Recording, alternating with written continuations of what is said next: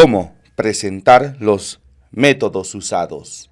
El reporte de un trabajo de investigación comienza con el planteamiento del estudio, seguido de el planteamiento teórico y finalmente el planteamiento operacional, el mismo que desarrollaremos en dos presentaciones.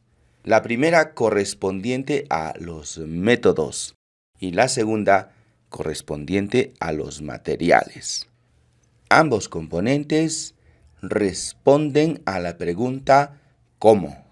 ¿Cómo desarrollar la idea de investigación que se planteó previamente y dentro de un contexto teórico?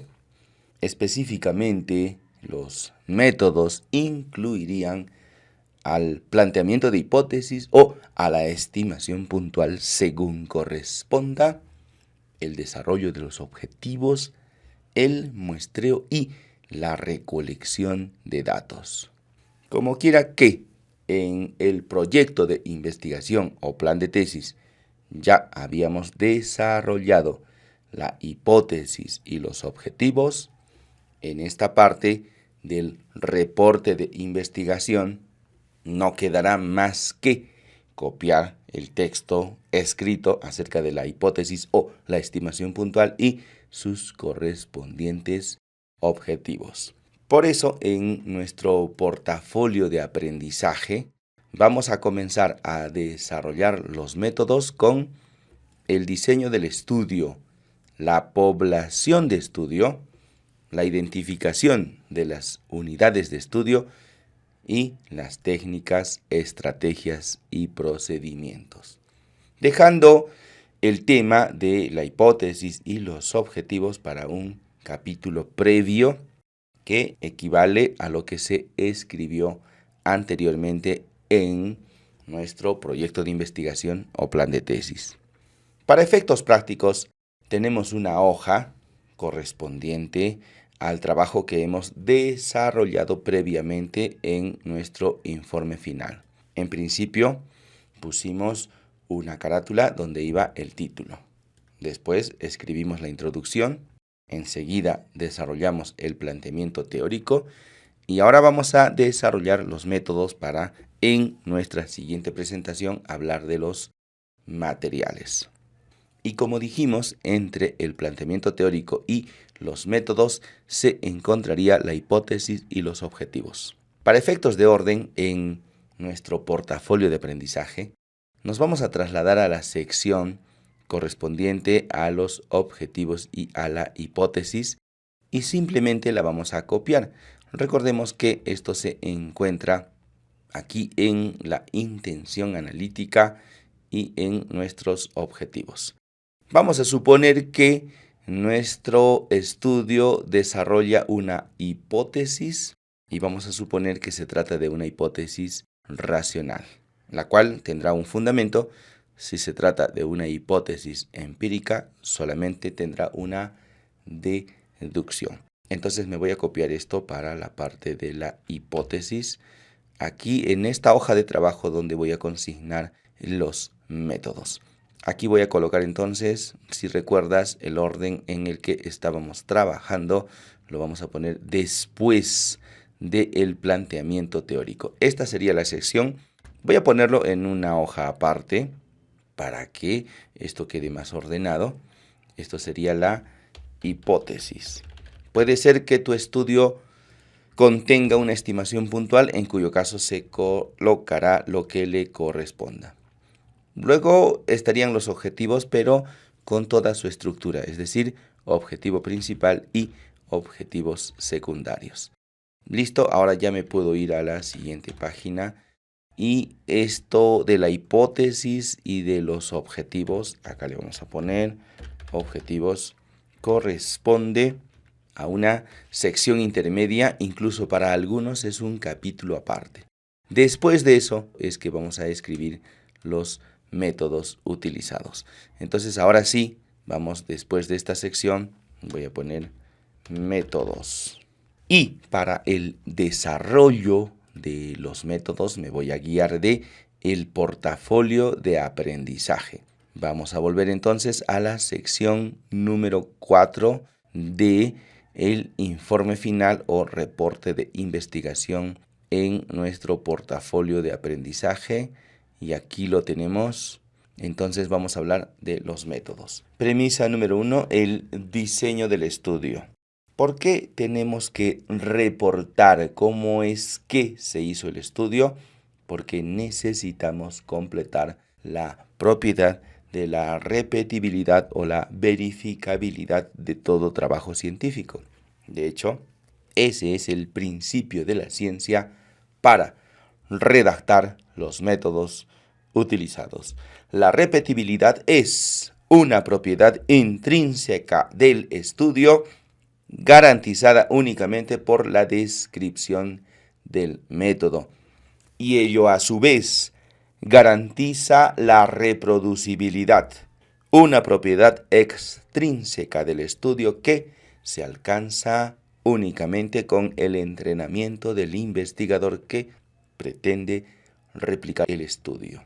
Entonces, para alcanzar la reproducibilidad, la verificabilidad, la comprobación, la contrastación de los resultados encontrados previamente, antes de, debemos alcanzar la repetibilidad y para ello una buena descripción del método. Esto comienza con el diseño del estudio. Y la primera parte consiste en escribir si se trata de un estudio con o sin intervención. Vamos a tomar como ejemplo el enunciado que habíamos escrito aquí en este documento. Ojo que cada quien puede desarrollar esta parte con su propio trabajo de investigación. Prevalencia de diabetes en gestantes de la ciudad de Arequipa es únicamente contar cuántas mujeres gestantes tienen diabetes. El investigador no provocó la diabetes, sino que algunas gestantes la tienen y otras no. Eso quiere decir que el estudio es sin intervención. ¿Y cómo es entonces un estudio con intervención? Pues aquel donde el investigador modifica una variable, le da un tratamiento al paciente para modificar el resultado de la medición. En nuestro caso sería un estudio sin intervención que algunos suelen denominar como observacionales. Entonces ahora, basándonos en esa premisa, voy a escribir aquí: el estudio se desarrolló sin la intervención del investigador. Ojo que esto no tiene nada que ver con las mediciones, porque algunos autores hacen cultivos bacterianos y piensan que ahí el investigador ha intervenido. No, se considera intervención únicamente cuando el valor final de la medición de la variable aleatoria ha sido intervenida por el investigador. Si un investigador, por ejemplo, realiza el cultivo de una muestra de orina, entonces no está modificando la flora bacteriana que quiere estudiar, únicamente está observando. Ciertamente hay procesos en la medición, pero eso no es un experimento. La segunda parte corresponde al control de los sesgos de medición. Un estudio prospectivo es aquel que realiza sus propias mediciones y utiliza datos primarios. Un estudio retrospectivo es aquel que toma datos previamente registrados y por tanto no hubo control de los sesgos de medición. En nuestro estudio de la prevalencia de osteoporosis en la ciudad de Arequipa, si tomamos los datos de los registros previos, de las historias clínicas, de los informes del Centro de Diagnóstico por Imágenes, entonces estamos hablando de datos secundarios, datos que provienen de la medición donde el investigador no tuvo participación. Y entonces se puede escribir que el estudio se realizó de esta manera, así: el estudio se realizó con datos donde el investigador no tuvo participación. O algo mucho más detallado, el estudio se realizó con datos que provienen de mediciones donde el investigador no tuvo participación. Podrías colocar, en lugar de todo esto, que se realizó con datos secundarios. Es lo mismo. Y también podrías colocar que tu estudio fue retrospectivo, en cuyo caso diríamos también lo mismo. Sin embargo, hay personas que cuando escriben la palabra retrospectivo tienen que colocar según la definición de un autor. Y esto realmente nos lleva a discusiones totalmente estériles. Por esta razón es mejor escribir la forma en que se realizó el estudio. Y aquí el portafolio de aprendizaje se convierte en una suerte de checklist, en una lista de verificación de que todo lo que estamos escribiendo está previamente planeado. Siguiente. El estudio según el número de mediciones sobre la variable de estudio. Si el estudio que estamos haciendo es un estudio de prevalencia, entonces se trata de un estudio transversal. Si se tratara de un estudio de incidencia, entonces sería longitudinal. Un diseño de casos y controles es transversal. Un diseño de cortes es longitudinal. Los estudios longitudinales son aquellos que tienen más de una medición sobre la variable de estudio y con 2 sería suficiente. Clásicamente son estudios de seguimiento. Entonces, en lugar de escribir que el estudio fue transversal, para que luego los demás empiecen a discutir según el autor A, según el autor B, perdiendo el tiempo de forma innecesaria, podríamos decir que todas las mediciones se realizaron en una sola ocasión, que es lo mismo que decir transversal. Enseguida vamos a anotar si el estudio se trata de uno descriptivo o uno analítico. Esto en este punto ya no debería traer mayor problema, puesto que eso lo hemos definido desde el enunciado del estudio. Es distinto el enunciado de un estudio descriptivo que de uno analítico. El ejemplo de prevalencia de osteoporosis en la ciudad de Arequipa es univariado, porque la única variable que aparece en su enunciado es la osteoporosis. Entonces se trata de un estudio descriptivo. Si hubiéramos realizado un estudio acerca de la relación entre el sedentarismo y la osteoporosis, en ese caso hablamos de 2 variables, y ahí sería un estudio analítico. Entonces podemos detallar aquí que el estudio realizado tuvo únicamente una variable analítica, por lo tanto se trata de un estudio descriptivo o univariado. Podemos escribir entonces la definición del concepto o también podríamos escribir la palabra que lo caracteriza. Esto corresponde al diseño del estudio.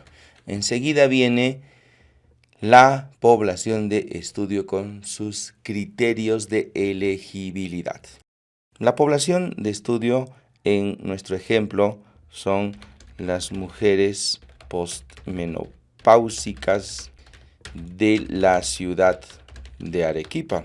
Los primeros conceptos de delimitación de la población de estudio son lugar y tiempo.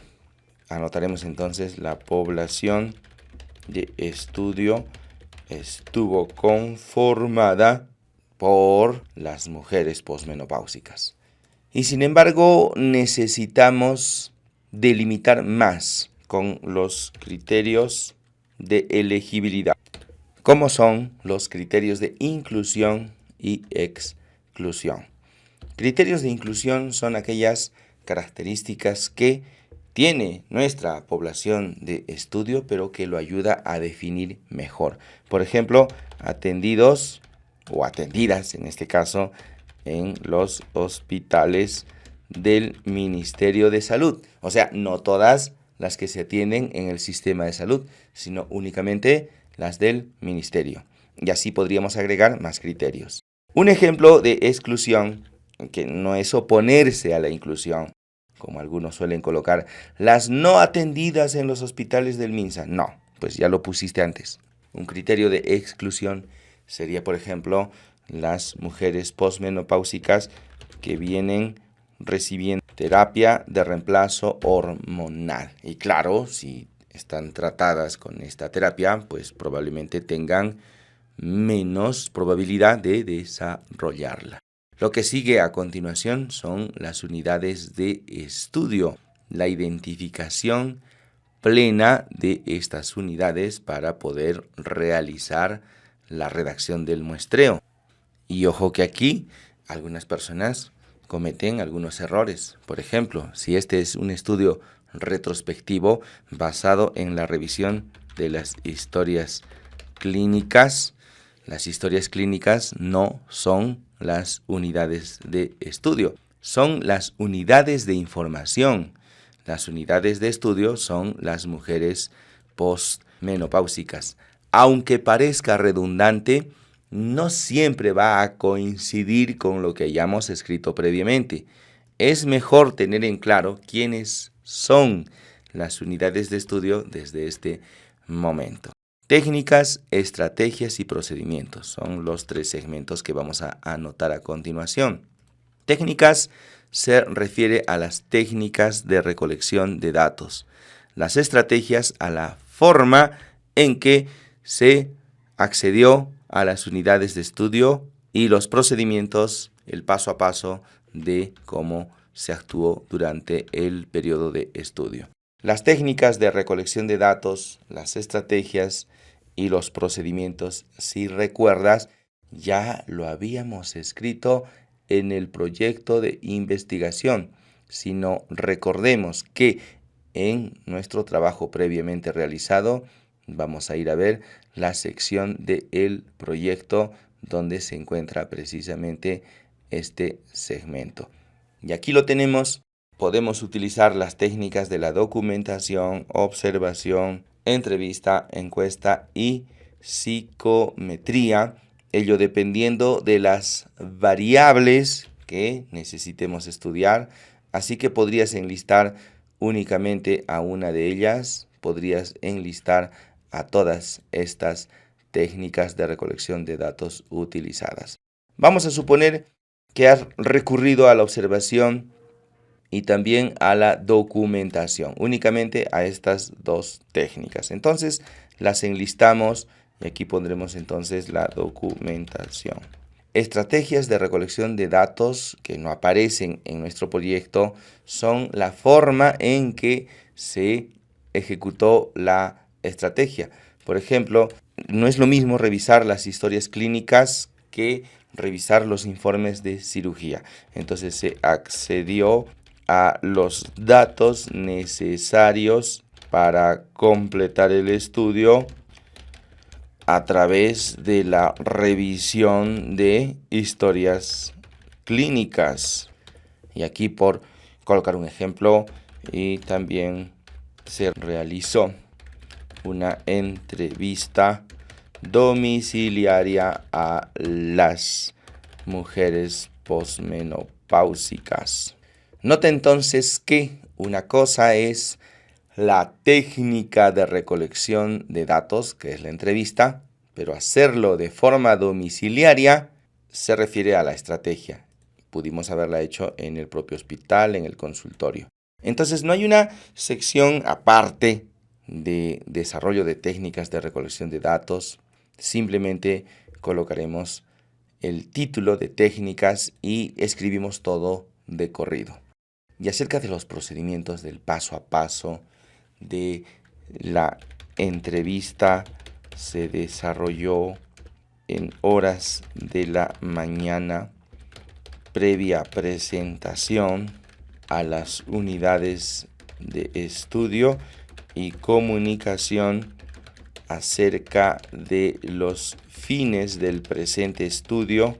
Vamos a suponer que si tú has hecho algún estudio con intervención o has desarrollado un procedimiento para solicitar el consentimiento informado, pues todo ello corresponde a los procedimientos. Y con ello habríamos completado nuestra sección de métodos. Estamos desarrollando el portafolio de aprendizaje y toda esta hoja sirve para hacer una suerte de checklist.